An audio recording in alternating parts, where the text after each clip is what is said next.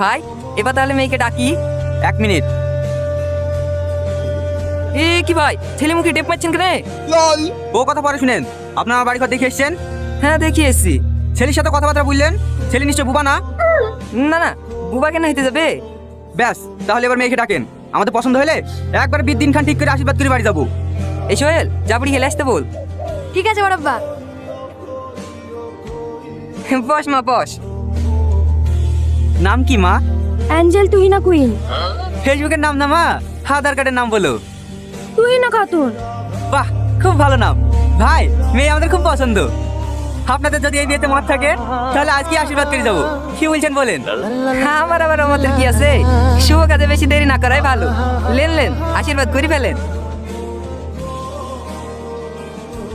ঘটক সাহেব, তাহলে শুক্রবারের দিনটা ফাইনাল করো। যেদিন খুশি সেদিন ডেট করবা। ঠিক করবো নাকি? মালা তো পেয়ে গেছি। এই মালালি থুবড়ি দিন রাতে বয়ফ্রেন্ডের সাথে পালাবো। বয়ফ্রেন্ডের সাথে পালাবে? দে আমার মালা দে। তুমি কি করে জানলে আমি পালাবো? এই তার মানে তো সত্যি সত্যি পালাতিক না? বুঝলেন তো কিসে লিখে মুখে পটে মেরেছিল? এই চ 306 নম্বর মেয়েটাও ক্যান্সেল হয়ে গেল। ক্যান্সেল হয়ে গেলে আমি কি করব? জেনে শুনে বিষ খাওয়া যায় নাকি?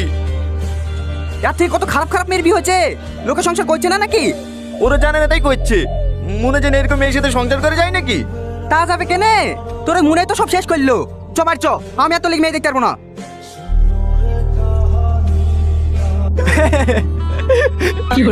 চলো, এমনিতে আমার বিয়ে হয়েছে না আর তুমি দাঁত কালাইছো।